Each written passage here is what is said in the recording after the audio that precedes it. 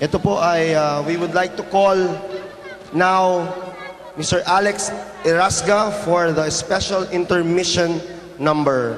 No, ako na to.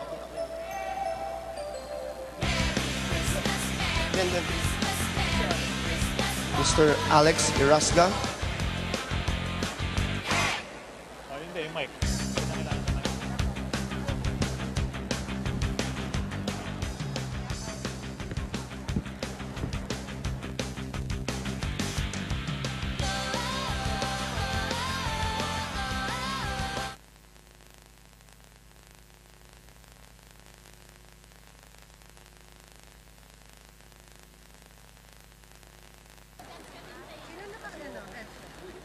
Oh, kasama ka ba? Si Sir Alex. Ako na yan. Oh, spot.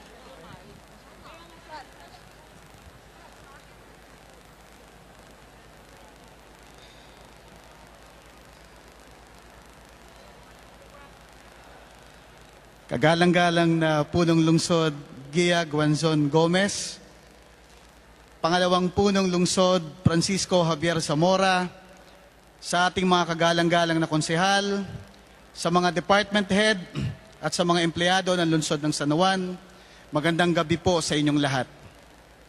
Bagamat ako po ay naka-Pilipina na costume at may hawak na bolo, huwag po kayong mag-alala, hindi po ako magsasayaw at lalo pong hindi ako aawit at baka biglang umabot po si Sendong dito sa arena. Napag-utusan po lamang ako upang ipakilala ang susunod na presentasyon na tinatawag naming Sayaw ng Bolo ng San Juan.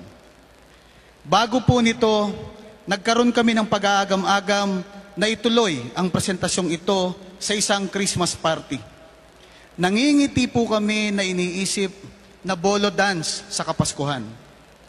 Pero sa harap ng bagyong Sendong na sumalanta sa Cagayan de Oro, Iligan at Dumaguete, sa kalamidad na sumasalanta sa Cagayan at Isabela, at sa harap ng lumalaganap na kahirapan sa ating lipunan, napagtanto naming lalong higit na napapanahon ang presentasyong ito upang manatiling ipaalala sa ating lahat na kahit sa gitna ng pagdiriwang ng Kapaskuhan, manatili tayong handa sa mga kagyat na pangangailangan at panawagang maglingkod sa bayan. Ang sayaw ng bolo ng San Juan ay naglalayong magsilbing ambag nating mga mamamayan ng San Juan sa kulturang Pilipino. Sa makasaysayang bayan ng San Juan del Monte, naganap ang unang pag-aaklas ng mga anak ng bayan o mas kilala bilang mga katipunero noong 1896 laban sa mga kolonyalistang Espanyol. Kaya naman ang sagisag ng San Juan ay sumasalamin sa imahe ng ating inang bayan kasama sina Andres Bonifacio at Emilio Jacinto, ang dalawang kabataang nangahas mamuno sa himagsikan sa San Juan del Monte na may hawak na bolo, ang simbolo ng pakikipaglaban para sa kalayaan ng ating bayan. Ang bolo ay naging matingkad na simbolo ng mga katapangan nating mga Pilipino. Ang sayaw ng bolo ng San Juan ay hinalaw sa katutubong paraan ng pakikipaglaban na tinatawag na Peketi Tirsia Kali, na nangangahulugang ito ay may galaw na nahahawig din at malapitan at may patatsulok na galaw ng pakikipaglaban. Ang sayaw na ito ay may mga galaw na nahahawig din sa mga kilalang katutubong sayaw na tinikling, pandango sa ilaw at maglalatik, na ginamit noon ng mga katipunero upang maikubli sa mga Espanyol ang kanilang pagsasanay sa paghihimagsik. Ang sayaw na bolo na kinilala bilang natatanging sayaw ng mga anak ng bayan ng San Juan ay buhay na nagpapatunay na bahagi ng kamalayan at kultura ng mga San Juanenyo ang pagmamahal sa bayan.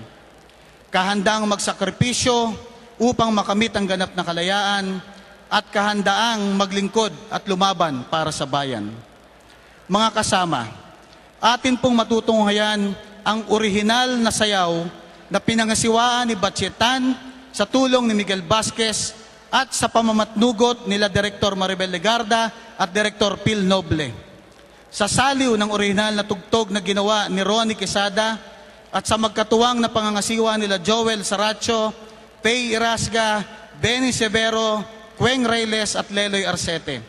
na pangkalatampong pinangasiwaan ng inyong lingkod. Mga kababayan, sa kauna-unahang pagkakataon, saksihan natin ang natatanging pagtatanghal ng mga anak ng bayan ng San Juan, ang tugtog at sayaw ng bolo ng San Juan.